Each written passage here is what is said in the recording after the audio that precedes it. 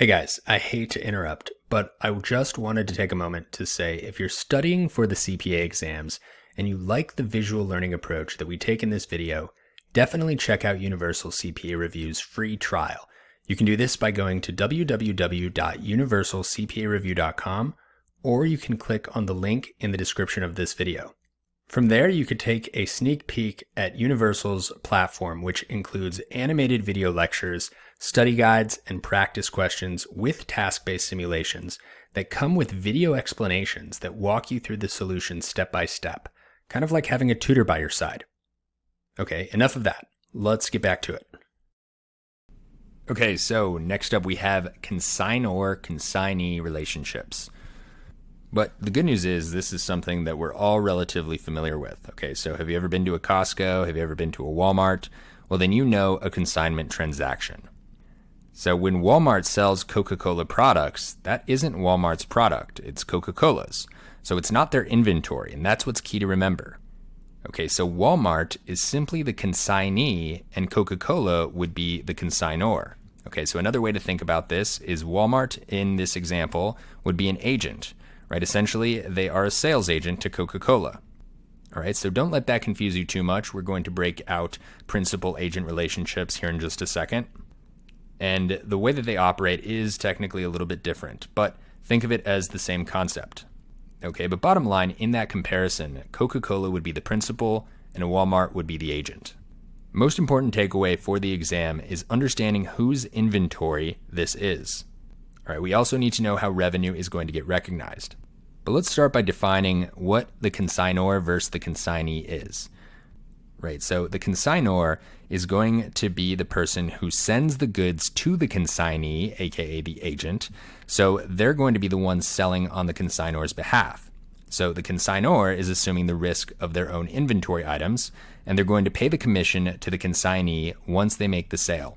Okay, so taking a quick look at this little visual here, we see that the consignor is the principal, and they're the ones sending goods to the consignee that is the agent. But what we need to recognize is that revenue is not recorded until sold to the customer, who is that third party. Okay, so on the consignor side, revenue is not recorded until consignees sell to the third party, right, the customer. But also there is a cost to that sale.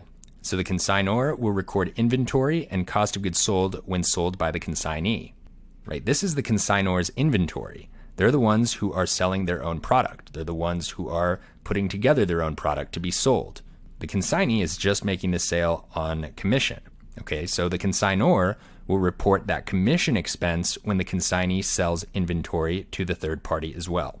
Okay, so bottom line is nothing is getting recorded until the consignee makes that ultimate sale to the customer.